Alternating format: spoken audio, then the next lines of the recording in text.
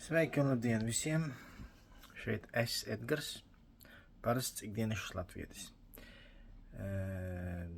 Kādu vēstījumu gribēju sniegt šodien? Gribēju sniegt tādu vēstījumu, kad Facebookā atkal izlasīju kārtējo uzmetienu. Kaut kāda Prizmas aģentūra esot uzmetusi latviešus, kuri ir aizbraukuši darbā uz Nīderlandi. Un aģentūra viņus neinformējot, esot uzmetusi. Un pat nav piedāvājis nekādas citas variantas darba ziņā. Tad uzmesti ir tie latvieši gan darba ziņā, gan mājokļa ziņā. Tādi uzmetieni gadās daudz bieži un dikti. To es pats no savas pieredzes zinu. Tāpēc mans ierosinājums būtu mums visiem kaut kā mesties kopā un izveidot tādu kā organizāciju, kas aizstāv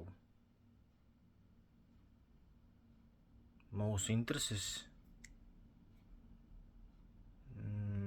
lai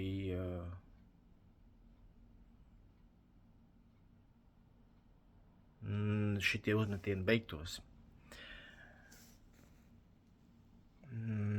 Tāpēc es piedāvāju likt galvas kopā. Deputāti to nedarīs, jo viņiem nav nekādas, kā lai pasaka, sajēgas par to, ko nozīmē tikt uzmestam. Tātad es piedāvāju cilvēkiem mesties kopā, likt galvas kopā, domāt, kā izbeigt visu to bezspriedēlu, kā izbeigt visu to uzmešanu. Kaut kā tā pagaidām.